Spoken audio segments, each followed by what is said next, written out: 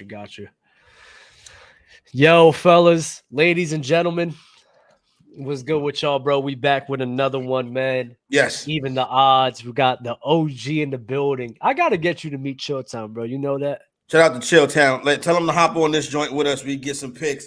Shout out to I listen. If nobody, I gotta toot my own horn.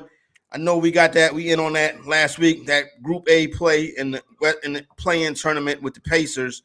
Got them at plus 550 last week. Looks like they got a chance to actually come out. Look like they got a chance to actually come out of that to come out of that group. So feel good about that right there. Hopefully, we get you some more winners tonight and this weekend and stuff like that. What up, everybody? Yeah, last week, I'm not gonna lie, I'm gonna review it right now, but last week we actually had a very good week, and apologize for running late. We just had some technical difficulties. But last week we did really good, man. I mean, we had the money line for the Commanders, and you said plus 3.5 for them. Brian Robinson, 40 yards or 30 rushing yards. Terry McLaurin, 5 or 4 receptions. Antonio Gibson, 2.5 receptions. Antonio Gibson, 14.5 receiving yards. Jahan Dotson had 3 receptions. Sam Howell, 34.5 passing attempts. Things that we got right. What else we got?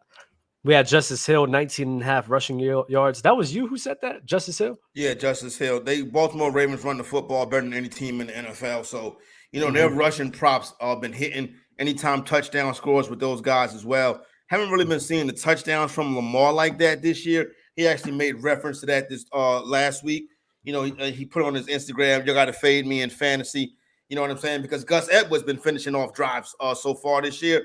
But don't fade Lamar Jackson. He's MVP. You know what I mean? Right now, got the shortest odds to win MVP. So keep throwing Lamar in your lineups. Facts. Also, Tyreek Hill with 6 receptions. Chargers money line, Raiders money line.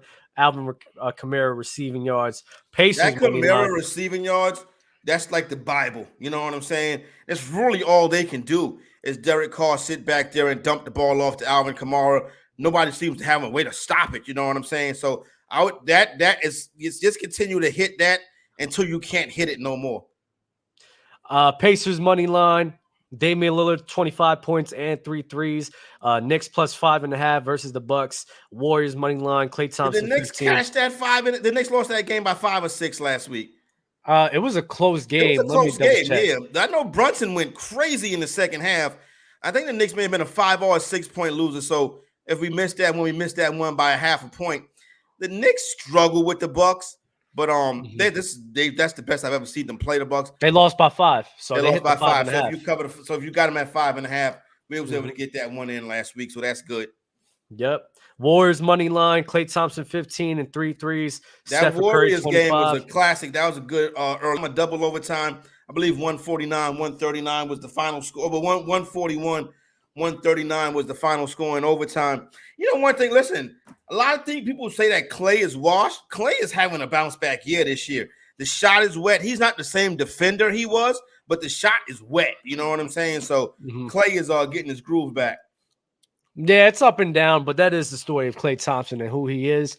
So him as a shooter is something that you should definitely always look at. Steph had 25. Chet Holmgren, 15 points. And, bro, this is a lot of things where if you guys pack this up for a parlay, bro, you would have walked away with a lot of money. 2 threes in that game, 4 rebounds for Draymond. Brooklyn Nets money line. Cam Thomas, 2 threes. Dorian Finney-Smith, 3 threes. Vucevic, double-double and 10 rebounds. Grant Williams, 1.5 threes. And Luka Doncic, 8 assists. Think about Grant Williams, and y'all need to keep I would keep cashing this in until it just doesn't fail. Grant Williams, other than one game, has been hitting 2 threes every single night. So I would, if I'm anybody, I'm gonna keep cashing that in, bro. Just keep cashing that in as much as I can, because it just seems like it's automatic for him, bro. It's insane. But let's get into these NFL talks, bro. Just a nice little recap of what we did on Friday. A lot of winners that we had for everybody, for you guys to get some money. But let's talk about these guys, and we'll talk about the Browns versus Ravens, man. How you feel about this game? Yeah, no, definitely a big-time matchup of the week. Right now, if the playoffs started today, every team in the AFC North would make the playoffs, the Ravens being the division champions, all the way down to the Cincinnati Bengals. These are the teams that would be in the playoffs. I had a plus 195 ticket prior to the season starting of the Buffalo Bills to miss the playoffs. People thought I was lunatic. If that one cashes, love that one right there. But Baltimore laying 6.5 this week, that seems like a big number. But Baltimore has been beating the dog snot out of teams. Really, you look at them at home, the past 2 home games, a 31-point victory, a 34-point victory. Last time they went to Cleveland, they beat Cleveland by 25. This week, though, Dub, you got strength versus strength. The Baltimore Ravens are the best rushing team in the league. The Cleveland Browns better the better run defenses in the league. And the Browns do play the Ravens tough, but that is a non-Lamar Jackson Raven. 6.5 seems like a lot. I'm going to lay the 6.5 with the Baltimore Ravens. I like to play this week. I like the Ravens playing. Listen, I think we are coming to a showdown. We're going to have Kansas City Chiefs, Baltimore Ravens, AFC Championship, Patrick Mahomes versus Lamar Jackson. That's the game. Wanting this for a while. That's the game that that's the game we've been wanting for a while, and that's the game that I think that this season is boiling down to as far as that championship Sunday. So I'll lay the number with Baltimore this week, and then I'll go with my regular Lamar props, rushing and passing yards over Gus Edwards, anytime touchdown scorer. Justice Hill receiving yards. I believe that was 19.5 last week. That might be up to 21.5 this week. And then on the other side, I really don't like too much. Jerome Ford is really my favorite piece in Amari Cooper, but you probably can get a Deshaun Watson to throw an interception at about minus 130 or something like that. That's something I would look at too. Let me check that right now for you for passing. Let me check. You said to throw an interception, right? Yeah, Deshaun Watson to throw an interception. Minus 130. Look at that, right on the number. Minus 130. So how about that? Especially against the Ravens defense that has been suffocating. Yeah. The Browns offense, especially without Nick Chubb, has been lackluster at best. So honestly, bro, I kind of feel with this plus 6.5. I mean, not plus, minus 6.5 for the Ravens. I know it kind of seems a lot for a divisional game, but the Browns offense has been terrible all season long. And if they're going up against a defense as good as the Baltimore Ravens, you can just expect them to keep struggling. And Lamar Jackson, like you said, MVP caliber season, which he's having right now, right? So he should definitely be able to overcome that defense. He's done it before. He's probably going to do it again. And even though that defense is so good, bro, I mean, it's Lamar Jackson, bro. What more can you want from a guy? Now, last week, Zay Flowers missed his prop. I mean, might have been only for the second time this season when Zay Flowers missed his receiving props. Well, he missed receptions and he missed yardage. Normally, Flowers has been excellent in that. One thing that I like about Flowers is he likes to run routes in the middle of the field.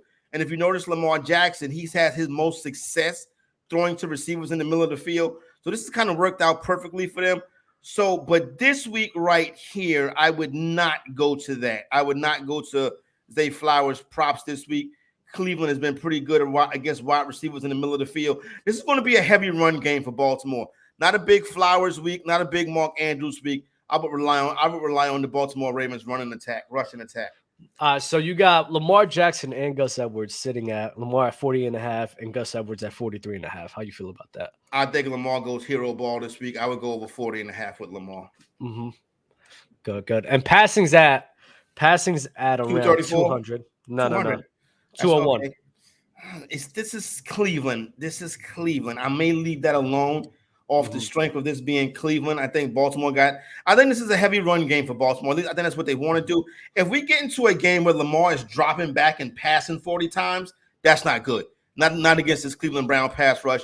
So, yeah, I think you want to, like I said, the way I like Baltimore, that correlates with Baltimore being able to run the football well this week. Yeah, I kind of agree, especially considering the fact that Lamar Jackson has only thrown for 200 yards 1, 2, 3, 4, 5 times this year. It's kind of a 50-50 thing. I'm not banking on that. Yeah, he doesn't need to throw for that many yards. You know what I'm saying? If Baltimore is running the football effectively, that's good enough right there. How many TDs, though?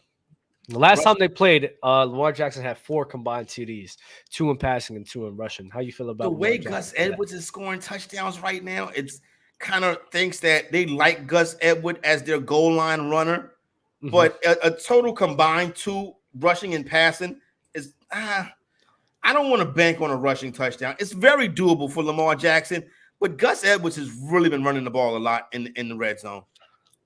Got you. Okay, man. Well, we could. Yo, did you watch that game last night? It was such a bad game.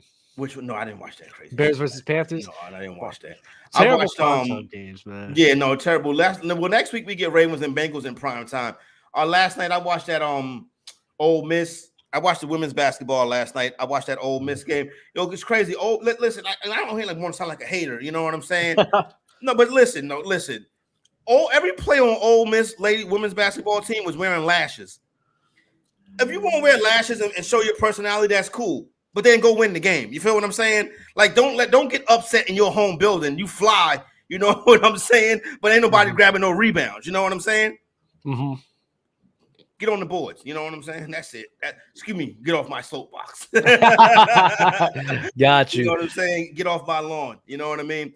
But that was on last night. As far as this week goes, in the NFL, I'd give you a couple of other situations that I got my eye on. First of all, I don't do anything with NFL Network them overseas games. The 9:30 a.m. starts. I bounce from those all together. Houston and Cincinnati, not great. You know what I mean? With those two right there, it looks like Cincinnati is starting to hit their stride. I still right here would probably take the 6.5 with the Texans. I don't know if I would really put like a full unit on that one. I may go a little bit lighter on that. The Texans do have a lot of people out this week. Nico Collins out, Damian Pierce out, Nico Collins out. Maybe if you want to get some Tank Dell love, he's a player that you can look at as his props because he'll be their primary pass catcher this week. I forgot the young man that plays tight end. Dalton Schultz. Thank you very much. As an anytime touchdown scorer is a good look right there. And in Cincinnati, you know what it is. A big game for Jamar Chase is probably in deck. And listen, Dub, New Orleans and Minnesota, right? You got backup quarterbacks here. My man Josh Dobbs come out of nowhere. Well, Derek Carr is the starter. But this is a big game. Both of these teams 5-4 in the division. The Saints are a 3-point favorite in their building. I think I would take the Saints on the money line. That's really it.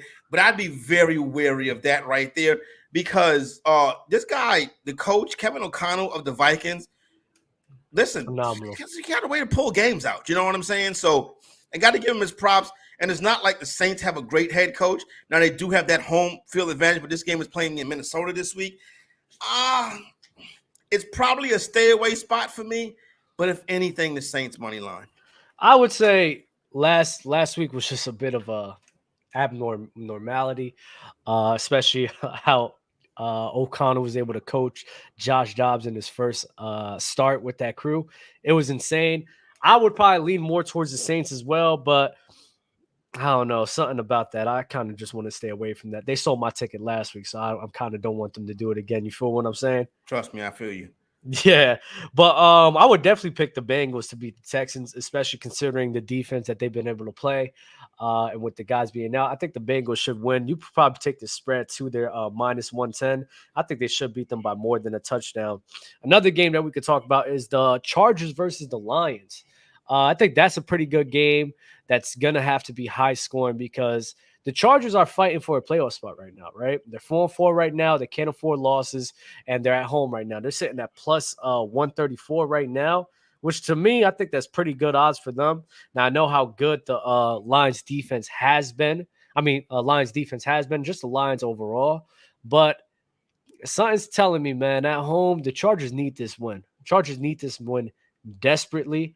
And I think this is going to be one of those games where Justin Herbert is probably going to have a nice little game.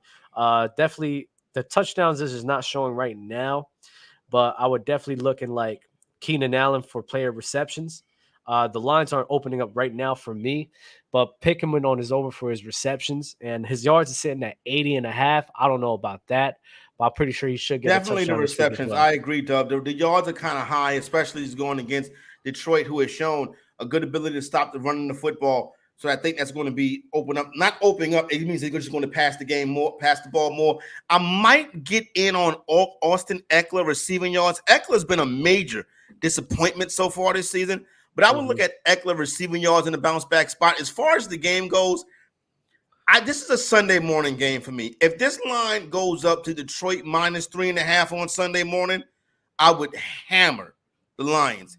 If this line stays at 3 until kickoff, I'm going to try to take a bite with the Chargers, to be honest with you. I do think the Lions win the game, though, but I would feel more comfortable with some sharp money coming in on Sunday morning and get behind the Lions. Mm-hmm. Did the Lions play last week? The Lions, I believe, may have had a bye last week. They may – the Lions had a bye last week. Now, another thing that worries me about, if you want to get behind the Chargers in this game, the Chargers have won back-to-back games. I don't see the Chargers going on a 3-game winning streak, to be 100% honest. At all? No, I don't. I don't see them winning 3 straight games. I don't. Listen, man, it's just something about it. When a team is desperate, bro, that's when they're dangerous, you know? I feel you, but listen, and here's the thing. I'm not really comfortable going against the Lions, particularly how amazing the Lions have been against the spread the past year and a half or so.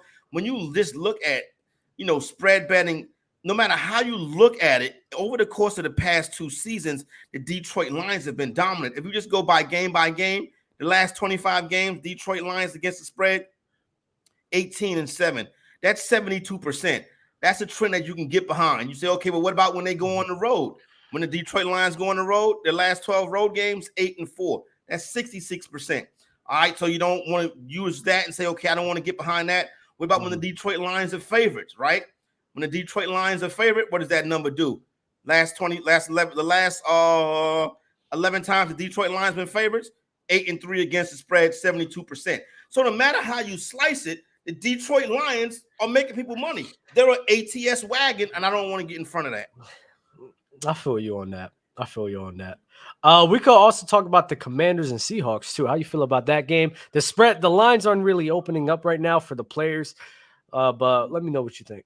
Kenneth Walker, I know last week he didn't hit for us at 55.5. Yeah. If he's still sitting at that, I'm gonna smash that again. I don't care. Yeah, I would go back to that one too. This is the spot right here. I love this spot right here. This is the biggest spot of the week for me. I've said this. I think I come on here and say this every week. The toughest thing to do in sports betting is to forget what you just saw last week. Forget that Commander victory that I told you was going to happen. Forget that Seahawks getting blown out loss. Seahawks 3-1 at home this year. I laid a 6.5 with the Seahawks. I think the Seahawks rout the Commanders this week right here. The Commanders are good as a road underdog, but the Commanders are not good in back-to-back road games. You think back to earlier this season, they go to Atlanta, they get an outright win. The next week, they come to the hapless Giants and get their ass kicked by the Giants. So same situation. They go to New England as a dog, get a victory, go to Seattle the next week, get their ass kicked. So I think Seattle gets back on track this week. Big DK Metcalf week. Big week for Jackson Smith and Jigba. Big week for Tyler Lockett. Bounce back spot for Geno Smith. Love the Seahawks this week. Anytime TD for Kenneth Walker? Ken Walker, anytime TD, I can get behind that. Sam Howell interception is probably 160-ish, which might be a little bit too juicy. But I will look at a Sam Howell interception as well.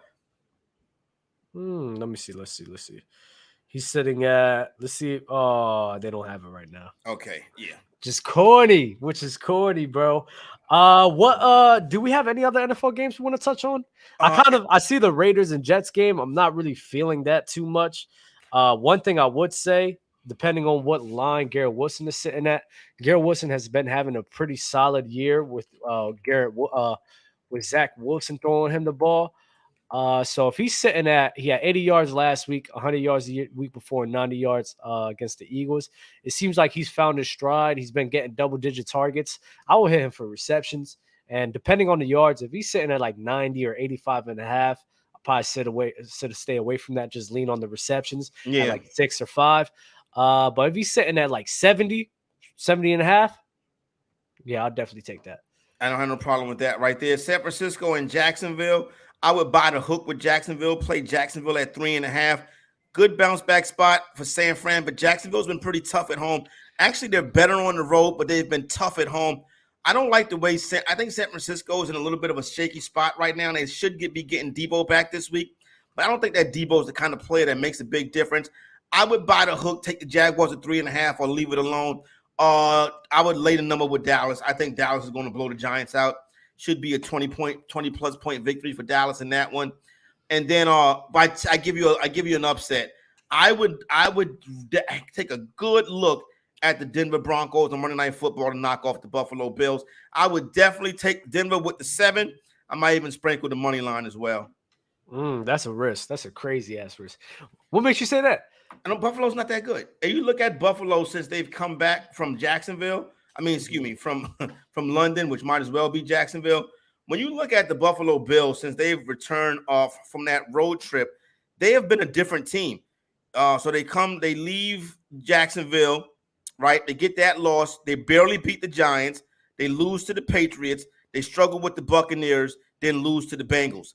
So listen, they could be really losers of 4 of their last 5 if it wasn't for that one last play versus the Giants where you could have called the penalty on that play.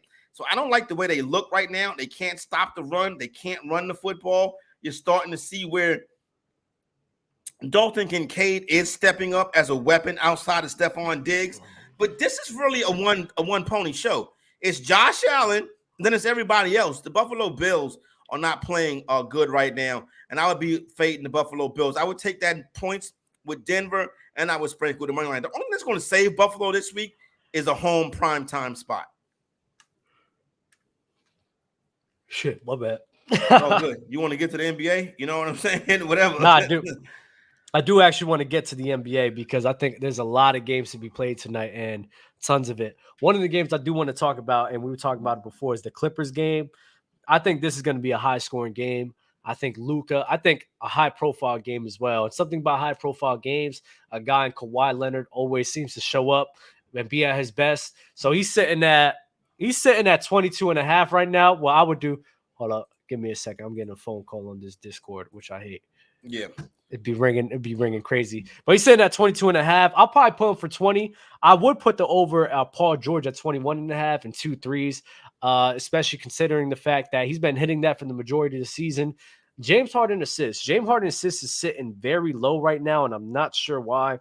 But it's sitting very low at 6.5. I think he should be able to get 7 assists especially against his Dallas Mavericks defense. Remember, Dallas did let up a lot of points against the Toronto Raptors, and their offense has not been that great at all. So against the Clippers, with all of these offensive weapons, I expect Kawhi Leonard to hit his points, Paul George to hit his points, and James Harden hit above 6.5 for getting those assists, especially considering the fact that those guys always show up in big games. Also, Kyrie Irving, I know he's been a bit streaky, but especially a big game like this, 20 points, 2 threes. I got to put that in my parlay as well. Luka Doncic sitting at 7.5 assists. Probably hit that or put him at 7 assists right there. I'm definitely going to put that in my little parlay to see how much that can be. And Derek Lively's rebounds is sitting very low too. He's sitting at 6.5 plus 104. 7 rebounds at plus 104. I'll probably take that as well. If not, bring that down to 5 rebounds. He's been hitting that from the majority of the season, and that'll be a nice little parlay that you can package. All right. So as far as the point spread and the total go, I got a couple of things. Now listen, there's no such thing as absolutes in sports betting, but normally when a team gets to their 4th game of a 4-game road trip, that's normally a fade spot. The Clippers haven't won a road game all season, and they play their 4th straight road game tonight. Now that New York trip, to me, that's 1 game. So really, I look at this as the 3rd straight road game because there's no travel involved because you're not, you're in New York for a couple days. It's not like a city road trip. Yeah. So to me, I judge that differently. And then, you know what? The Clippers have had success in Dallas. They've won 4 of their last 6 games in Dallas. It's a place where they're comfortable. I'm going to take the Clippers to get their first road victory tonight. So I'll take the Clippers getting that 1 point. Then you can take the Clippers on the money line. Now, here's the deal, right? The Mavericks are an over team. The total tonight is 236.5. That's a big number. Now, Dallas has gone over. 75% of Maverick games this year have cashed to the over. But the average total is 227. They normally score 235. So this is right. The odds makers is right there. I would play the over because I think there's a chance that this game goes to overtime. I think it's a hotly contested back and forth game. So I would play the over and I'd play the Clippers in this spot right here. Another thing, as you're watching basketball throughout the course of the year, if you ever notice the Clippers down 25, 26, 30 points, if the Clippers get behind 20 points, 25 points, bet the Clippers on the money line. The Clippers have come back from 20-plus points deficit over the course of the past 3 seasons, more than any teams in the NBA. You can really hit a nice plus money bet if the Clippers fall behind big. So that's something to keep in mind. But I like the Clips tonight in that marquee matchup, and I'll take the over. And if your book gives you a prop that says if this game goes to overtime, you normally can get that about 8-1. I would put maybe $4 or $5 on that too, because I think we get an overtime game tonight in Dallas. That's dope. Another player that we was talking about before, Jalen Green. I think Jalen Green has found his stride, especially considering on the bad start of the season, which they had. He's sitting at 22.5 right now against the Pelicans. Now, I'm pretty sure they played 2 nights ago. Yeah, they played 2 nights ago, so it's not like he's off a back-to-back. I'm definitely going to hit the 22.5. I'm definitely going to hit him for 2 threes as well. He's been hitting it. He's been shooting the 3-ball, and he's really one of their main consistent guys on the crew, so definitely going to consider that. Also, I would consider Jonas Valanciunas for a double-double, especially considering the fact that Sengun does not play defense like that. So he's going to be matched up on Sengun. Doesn't play defense like that. He should be a double-double machine for you. Is Sengun? Yeah, Sengun is playing. But also, Sengun is sitting at 8.5 rebounds right now. Mm-hmm. And let me double-check because I don't want to give you guys the wrong information to see how he's been doing on the boards. Yeah, Go ahead. While he gets that information going for you right there, I want to talk about and handicap the game right quick. Houston Rockets and Pelicans. Rockets a 1.5 favorite at home. You already start to see the Ime Udoka effect taking place. Rockets right now on a 4-game winning streak. Wins over the Lakers, pair of wins over the Kings and the Charlotte Hornets. And then you got the Pelicans on a 3-game losing streak. Losses to Minnesota, Denver. They're playing their 3rd straight road game tonight. It looks like a horrible spot for the Pelicans. Go ahead and hop on the Pelicans tonight and take that with the Pelicans. Now, no CJ McCollum for the Pelicans. He's out tonight, but we should get BI and we should get Zion playing. Jonas Valanciunas being there as well. Everything about this game says this is a spot for the Rockets, and that's why I'm telling you to take the Pelicans. That's crazy. That's crazy logic right there. I gotta say that.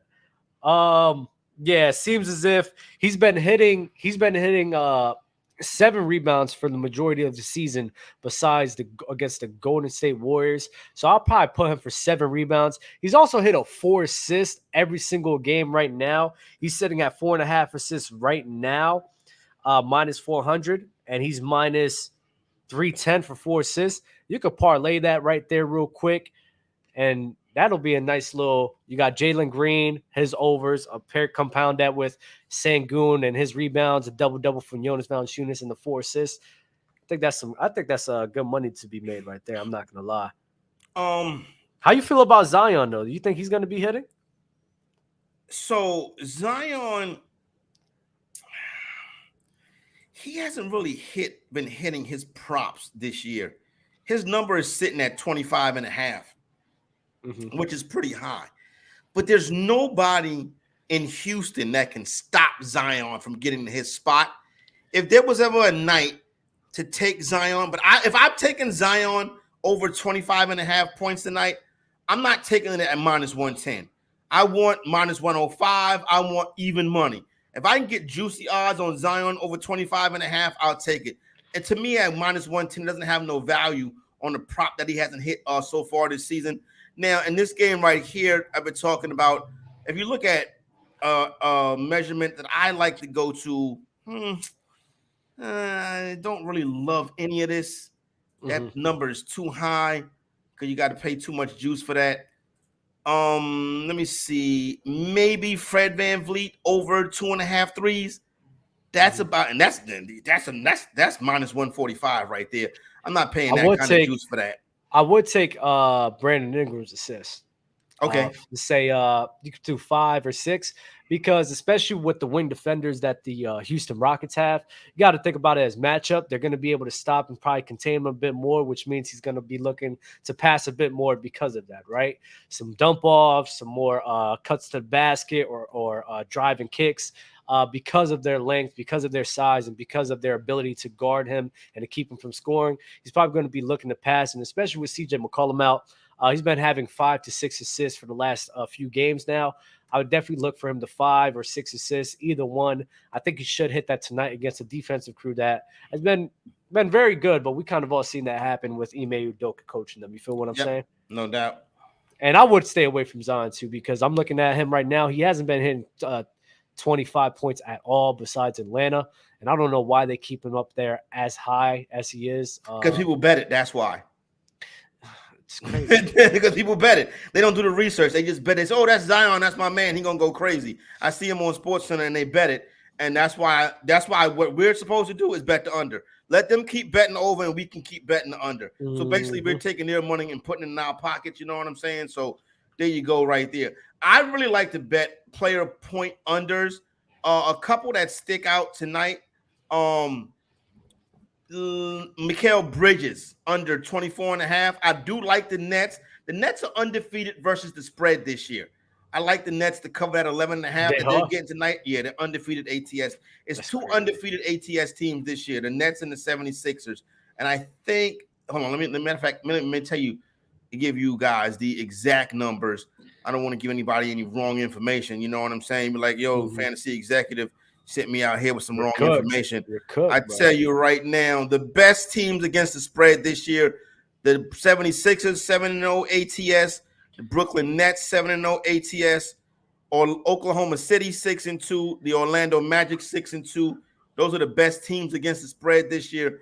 The worst teams against the spread, the Milwaukee Bucks, the Chicago Bulls, the Miami Heat, the Memphis Grizzlies, the Los Angeles Lakers, the Cleveland Cavaliers, and the Boston Celtics. So really, teams like Boston, Cleveland, and the Lakers are overvalued, and the Heat are overvalued.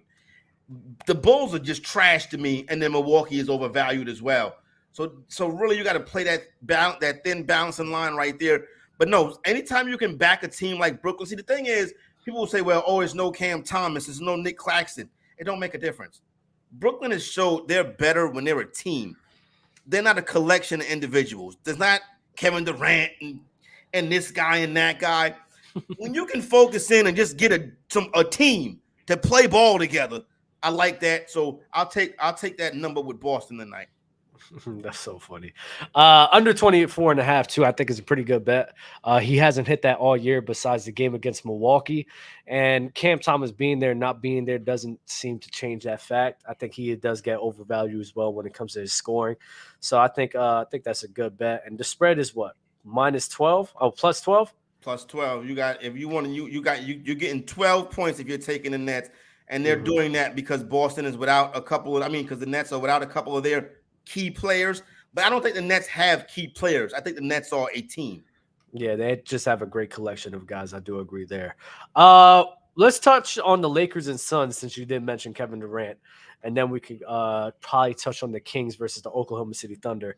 But right now you have LeBron James sitting at 23.5 right now, where I think is pretty low, and the Lakers are the underdogs away against the Suns. How do you feel about that?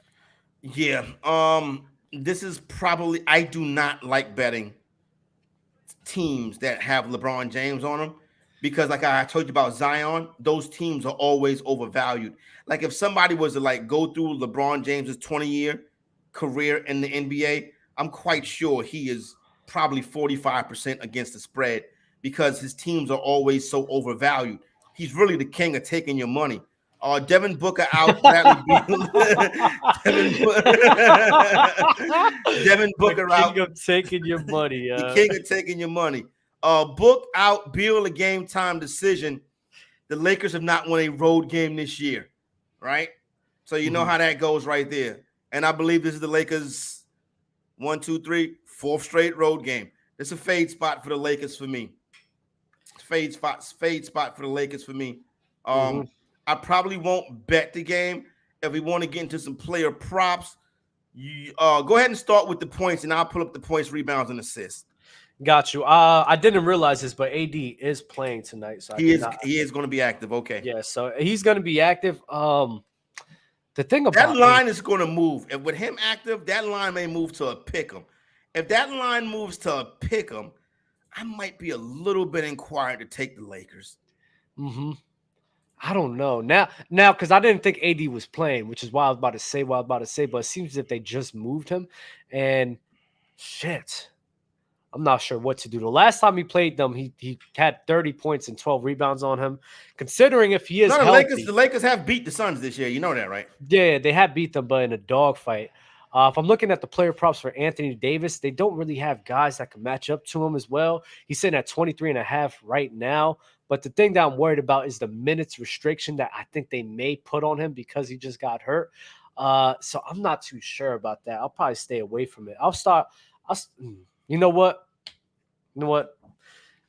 Part of gambling, you gotta know which games to bet on and what not to bet on. Hey, listen, I'm probably gonna stay away. I think about staying away from this shit. I'm not even gonna lie. That is the best thing that we probably have said on this show today.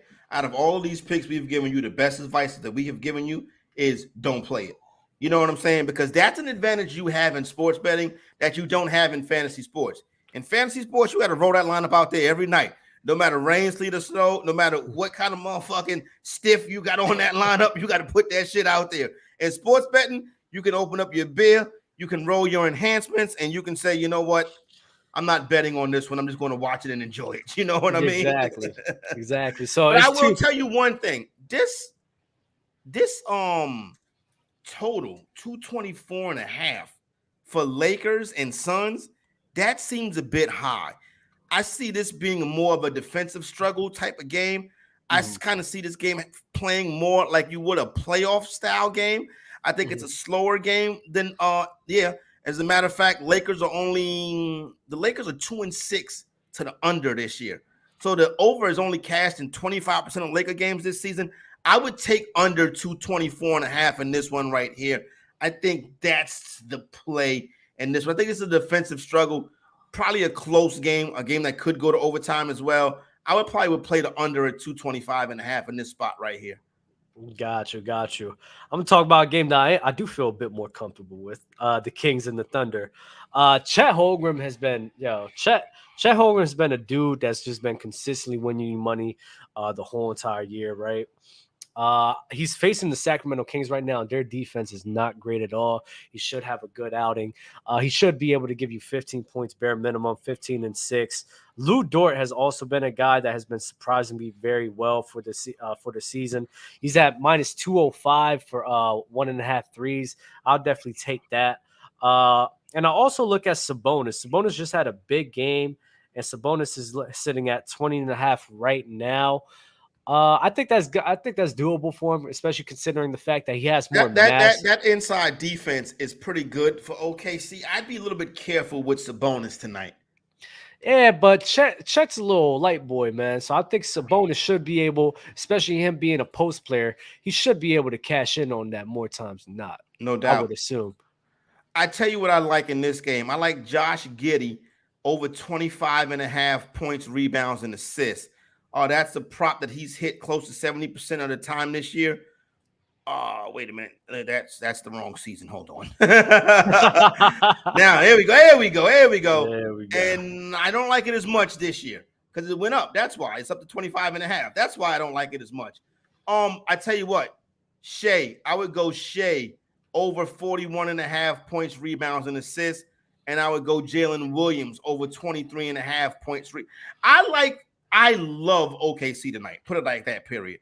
I think you can play overs on everybody on OKC because how you mentioned about that Kings defense. All right, man. Well, that concludes today's episode, man. We hit our time marker. You got anything else to say, brother? College football tomorrow night. Last game of the night, Oregon and USC. Everybody talking about Caleb Williams being the crybaby. Everybody talking about Oregon as this big bad team. USC gonna beat them straight up this week. That's probably about 9-1. You can get some good odds on that. I would take the points with USC, and I would sprinkle the money line. I think I think this is a big bounce back spot for the Trojans and Caleb Williams to say, all right, here he is. I'm going to be the first pick in the draft. Y'all stop talking all that crazy shit. So give me the USC Trojans outright over Oregon. And that's it. Let's get up out of here. Happy weekend. Good weekend, everybody. Like the video, subscribe, man. Happy football Sunday and happy Friday night basketball, bro. Y'all be easy.